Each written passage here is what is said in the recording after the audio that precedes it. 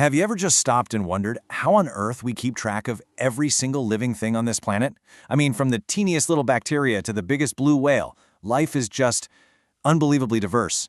So how do we bring any sense of order to all that beautiful chaos? Well, today, we're going to dive into the brilliant system biologists use to do just that, organizing the entire living world into what we call the five kingdoms of life. Okay, let's just start with a number to set the scene. 1.8 million. That's roughly how many different species scientists have actually managed to identify and give a name to.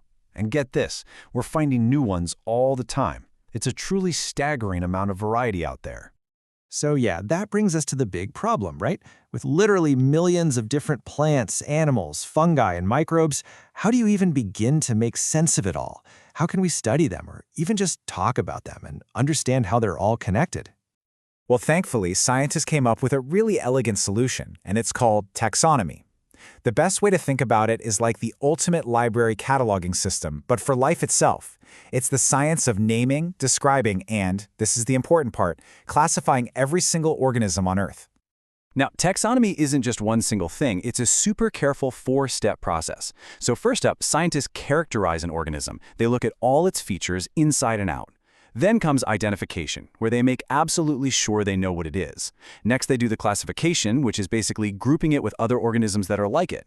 And finally, nomenclature, giving it that unique universal scientific name so that a biologist in Brazil and a biologist in Japan are talking about the exact same thing. Let's zoom in on that last step for a second, the naming part. This is where we see the real genius of something called binomial nomenclature.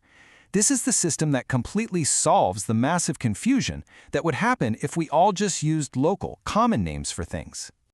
And the goal is so simple but so powerful, to make sure that each organism has only one name recognized the world over. The person we really have to thank for making this two-name system popular is the botanist Carolus Linnaeus, way back in the 1700s. He basically gave us a common language for all of biology. So, how does it actually work? Let's take the mango. Its scientific name is Mangifera indica. That first part, Mangifera, is the genus. You can pretty much think of this as its last name. It groups together a bunch of closely related species.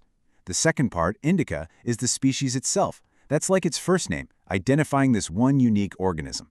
Put them together and you have a unique ID for the mango that no other living thing has. And of course, to make sure everyone's playing by the same rules, there are a few simple guidelines.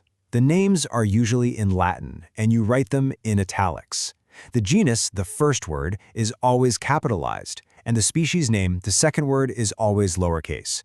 So for us humans, it's Homo sapiens. It's simple, it's universal, and it's incredibly effective.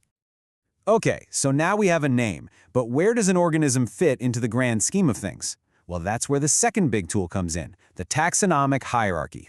I love this part. I always think of it as a kind of biological mailing address, where each level gets more and more specific, from the country down to the exact street number. And here's the key idea to wrap your head around. As you climb this ladder, from the most specific level, species, all the way up to the broadest level, kingdom, the number of things that organisms have in common gets smaller and smaller. It's like zooming out on a map. You see less detail, but a much bigger picture. So let's see how this all comes together. This is where it gets really cool. Look at the column from man. We're species sapiens, genus Homo, family Hominidae, and you can follow that all the way up to the top, kingdom Animalia. Now, check out the housefly. It's also in kingdom Animalia. We're both animals, but we split off at the very next level, the phylum. We're chordates, they're arthropods. And the mango? It's in a completely different kingdom from the start, Plantae. This beautiful system lets us see exactly how we're related and where we diverge with amazing clarity. So when you follow this hierarchy all the way to the top, you find that all known life on this planet is organized into 5 huge grand empires, or as we call them, kingdoms. This is the big picture map of the entire living world. But this map wasn't just drawn up overnight. Nope, our understanding has been evolving for centuries. Aristotle actually made the first real scientific attempt, just grouping plants and animals based on simple traits. Then, in the 1700s, Linnaeus gave us his two-kingdom system. But it wasn't until 1969 that a scientist named R.H. Whitaker proposed the five-kingdom system we use today, and he did it based on much deeper knowledge of things like cell structure. So what are these five kingdoms? They are Monera, Protista, fungi, plantae, and Animalia. And they were defined by a few really key characteristics. For example, look at that first row, cell type. Only Monera are prokaryotic. That means their cells don't have a nucleus. The other 4 kingdoms, all eukaryotic. Or check out nutrition.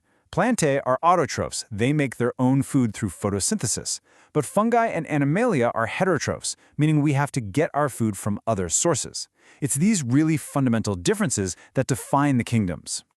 But just when you think everything fits perfectly into a neat little box, life, as always, has a few curveballs for us. There are some mysterious outliers that don't quite fit in. I'm talking about things like viruses. These guys are acellular. They're not even made of cells. Outside of a living host, a virus is basically just an inert little crystal. It only comes alive when it infects a cell and hijacks its machinery to make more copies of itself. So, are they really alive?